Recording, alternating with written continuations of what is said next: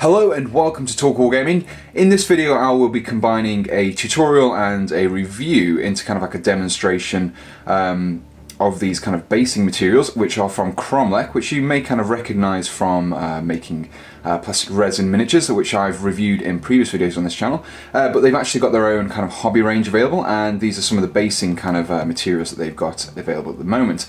So what I'll be doing is taking a look at these individually and also showing you some finished products as well.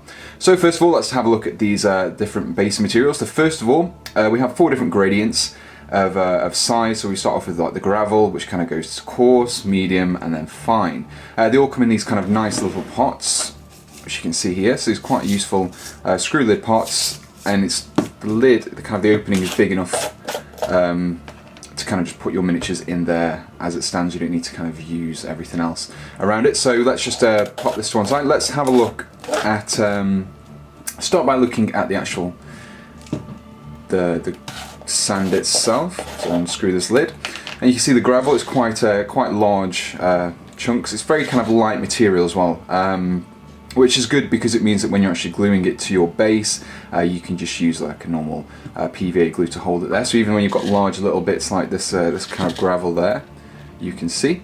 So I'll just pop the lid back on there. So the next size down is coarse. So if I just open this this lid up, and you can see that the sand is a lot finer than the gravel was, but still quite coarse. And I've just actually got a painted up example here, so you can see what it looks like when it's actually on the base and it's been painted up there. It's quite a nice rubble effect and like the texture. As before, quite nice and light. Should stick quite easily to your bases with just a PVA. This is just like a basic PVA that I've got on this base here. Next up we have the medium grade sand. So we're now coming down to the next level of grade, and this sand is quite similar to like a kind of a salt or like a sugar kind of size. And if you actually bring in one of these, this is the base I've done previously using just this sand. Comparing it to the previous base, you can see it's a lot smaller in size, more kind of standard rocky earth ground texture that you'd be looking for in most of your kind of wargaming miniatures. So the next one brings us to the final gradient of sand, which is the fine sand. So as you can see from the fine sand is a very much like a powdery texture. It's a lot smaller than the previous ones, and if I bring in an example, you can see this gives us a nice more like a soil effect as opposed to like a rocky ground effect compared to the other one. So I'll just bring in the medium one. It's just more like a gravelly earth, which is more like a mud, and I've just used 2 dry brushes over like a base colour, and it gives us really nice basing effect. Now if I combine all 3 of the sands, the coarse, the medium and the fine, I get us a base that's like this. Now you can see here we've got the coarse there, the mediums are surrounded in kind of in between. We've got a little bit of medium there, and the rest is the fine, and it kind of really gives this nice natural looking base. Very easy to make, and I'm actually going to show you how to make one of these now. So here I have a generic 25mm round base, and I'm going to kind of show you how to get an effect like this on your own base using the sands that we've discussed so far. First of all, what you'll need is a brush and some sort of a PVA, so I'm just going to get some from over here. And the first thing we need to do is start with the kind of the coarser stuff and work our way down. So starting off with just a few blobs of PVA glue, just where we want the larger sections of the sand to appear. Just put that to one side. And we bring in the coarse sand. They're very simple. These are these nice pots to make this kind of work very easy. You can just dip it straight in and then just knock off the excess there. So as you can see, just the large sections have been attached so far. Once you've done that, you can move on to the medium grade sand.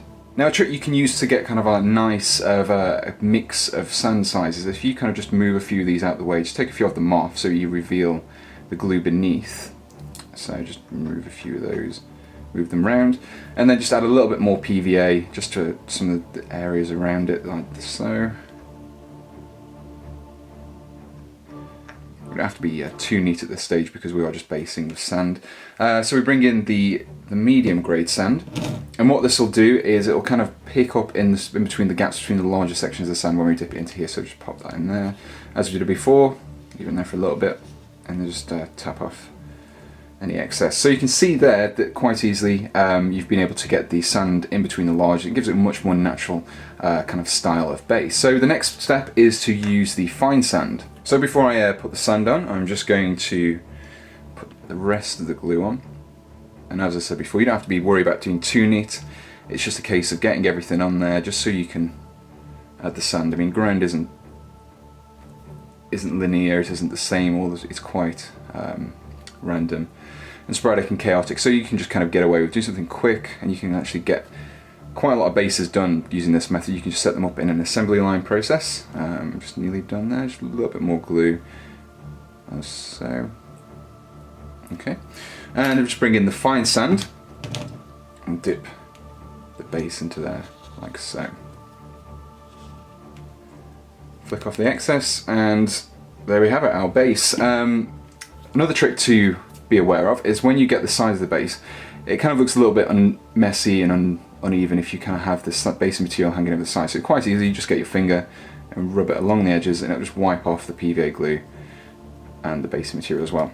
And if you're actually doing square bases, it's good practice to do this, because when you actually rank them up, this kind of small amount of sand in between them, when you've got like quite a large unit of 20, the small amounts of sand can build up and make them very difficult to rank up or fit into a movement tray, for example. So that's how you make a base very much similar to this one here that I have previously done. It's just a mix of 3 different sands. I haven't used the gravel in this because the gravel's better for larger bases, or if you're doing something more like an urban battlefield base, for example, with them being much larger sections like that. So there we have the basing sands from Kromlech. It's nice to have this kind of nice variety of different sizes, because it's a lot more interesting to have a base like that which uses several different gradients than opposed to just like a flat one size sand base like that. And it can really bring your miniatures to life if they've got a good base to stand on. What's also nice about these, as I've mentioned before, is the pots. They keep everything nice and safe. Quite sturdy, and as well you can just use these to keep them in and just dip bases straight in when you're actually making the bases. So in addition to the sands, Kromlech also have some static grasses as well, which I'll be looking at in the next video and showing you how you can kind of use those in different quantities and different mixtures to get some nice kind of different scenery effects. So as always, let me know what you think in the comments below, and make sure you subscribe to be kept up to date with our latest videos. So thanks for watching, and goodbye.